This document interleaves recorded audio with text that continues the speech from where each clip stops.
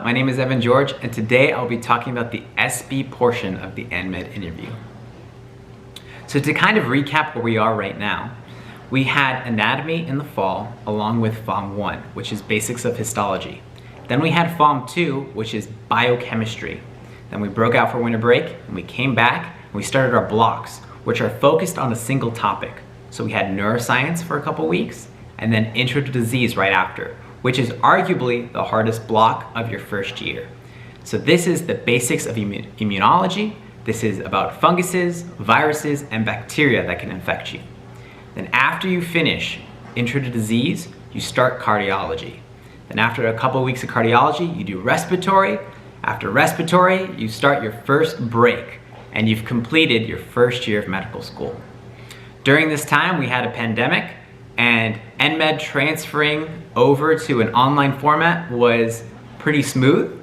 We had a couple of bumps in the road. One of the major issues we kind of faced was how should we take tests online and how do we do TBLs? But overall, everything was smoothed over and med school has been going quite swimmingly. Over the summer, had a few opportunities and a couple projects that I've been working on, but one of the things I wanted to talk about was that I sat on a student panel quite recently talking about the SP portion of the EnMed interview.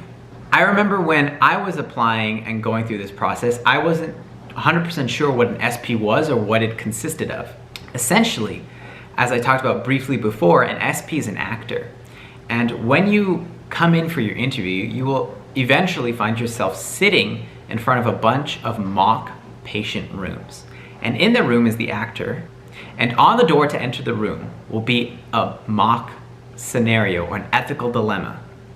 If you've taken the Kaspar test, these are role-playing scenarios of a situation you might see on the Kaspar test. I can't disclose what you'll actually come across or the situation that I had specifically, but I can give you an example that I've faced in my own life that may be similar to what you might encounter in a room.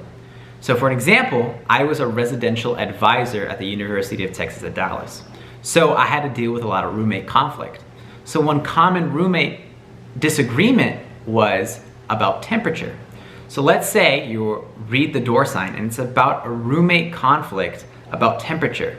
And one of the roommates refuses to talk to you or his peers. So now when you enter into the room, you see the lone roommate or your resident sitting there who does not want to talk to you. And you kind of have to role play the situation about why they won't talk to you or why they're so angry at their roommates. You kind of have to investigate about why they're feeling what they're feeling. If you are worried about preparing ahead of knowing medical knowledge, they don't expect you to have any medical knowledge walking in. It won't be role-playing a doctor and you're prescribing a medication. It is not going to be very aggressive where an SP is screaming at the top of their lungs at you.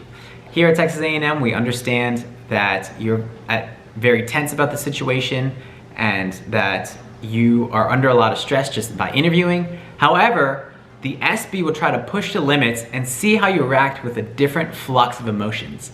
They may cry, they may get visibly upset with you, but ultimately, it's all about how you handle these different forms of conflict.